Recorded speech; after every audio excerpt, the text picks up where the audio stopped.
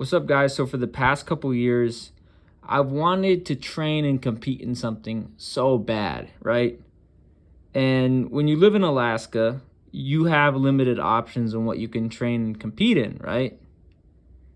And that's due to the weather and the climate, due to the lack of training facilities for many different sports, and due to the fact that in Alaska, there's snow on the ground for about 6 months of the year, right? From October to April, right? So that really dictates what sports you can and can't do, right? And when you live sort of more of an urban lifestyle, right?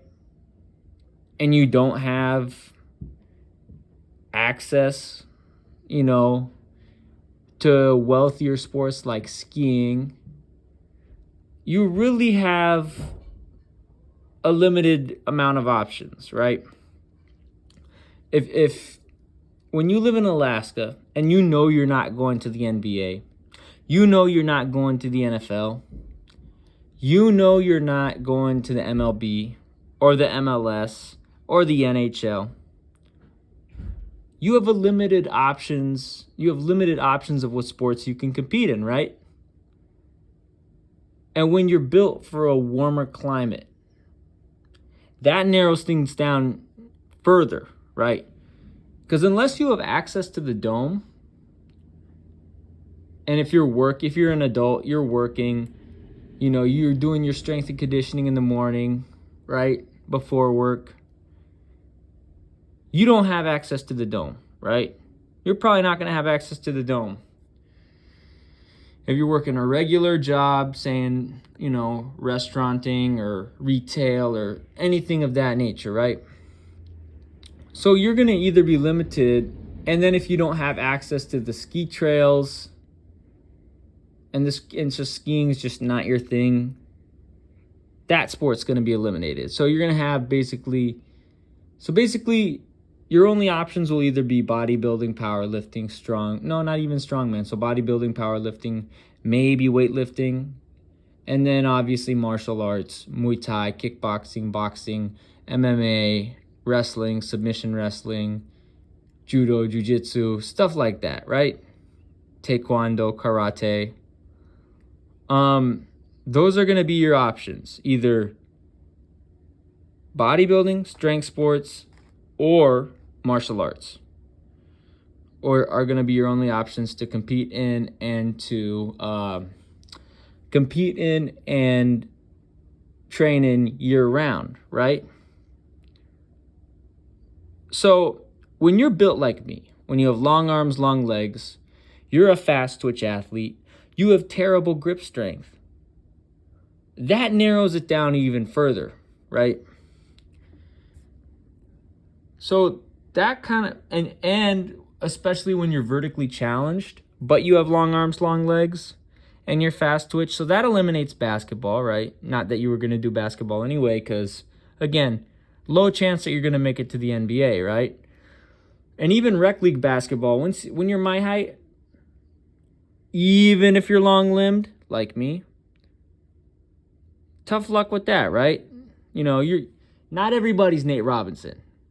Not everybody's Isaiah Thomas. Not everybody's going to be a 5'8" point guard, right?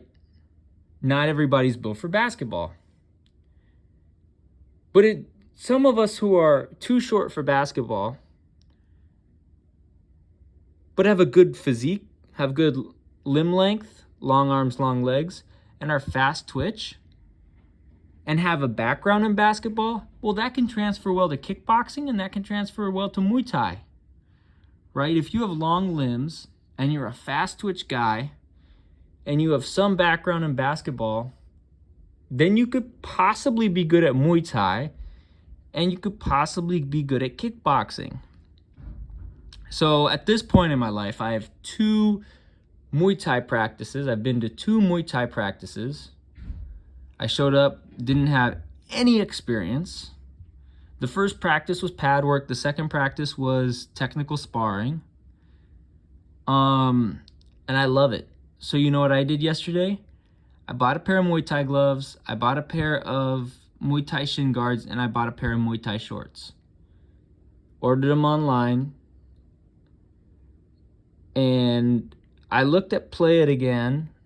Play It Again had gloves, so I bought another pair of gloves that I'm just going to use for bag work, some wraps, and a mouth guard. So I'm invested in this Muay Thai thing, right? And I'm also hoping eventually either to do a kickboxing match or a Muay Thai match. Eventually. Maybe in 2 or 3 years, man. Maybe in 2 or 3 years. But this is another reason I don't know, what am I saying?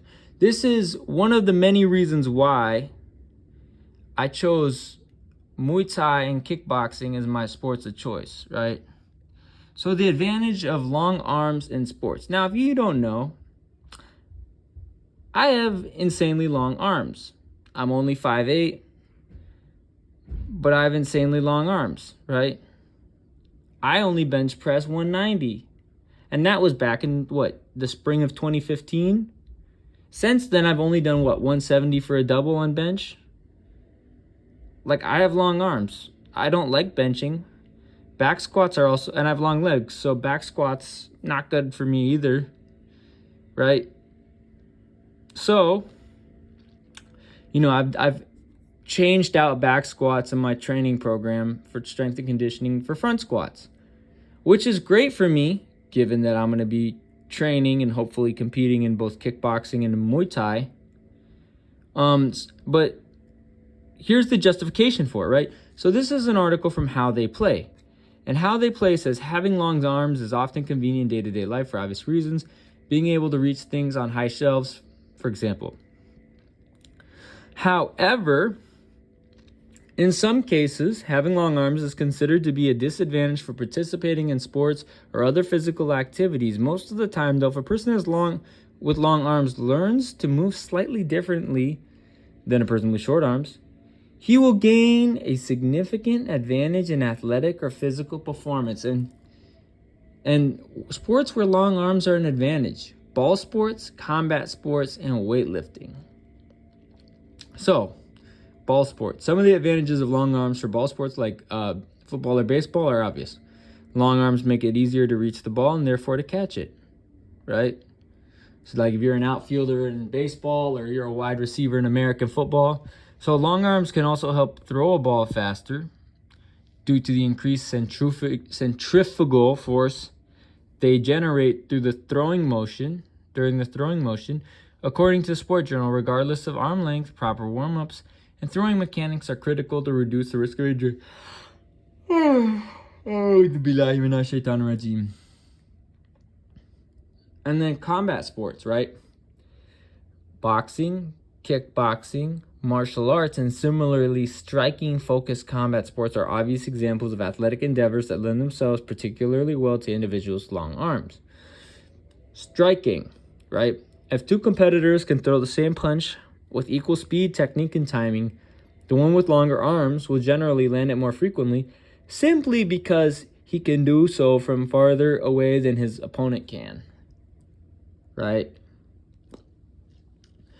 Since long-armed boxers, kickboxers, Muay Thai athletes, and martial artists frequently face individuals who try to fight at a very close range, to negate the difference in arm lengths, long-armed competitors should practice moving their feet and controlling their range extensively in order to maximize the advantage of the advantage their long arms give them. Again, that's what I did in sparring on Thursday, man. I just stayed on the outside and stayed at kickboxing range, right? Grappling, the short, squat, powerful wrestler, has long been the prototype for the successful competitor in virtually any type of wrestling or grappling.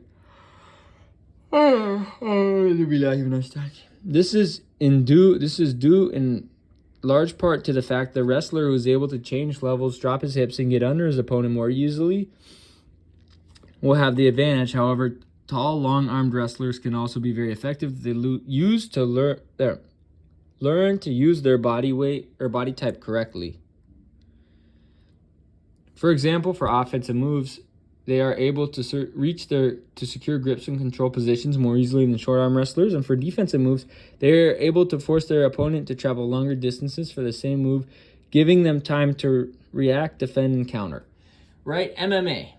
You need good submission defense. You need good takedown defense.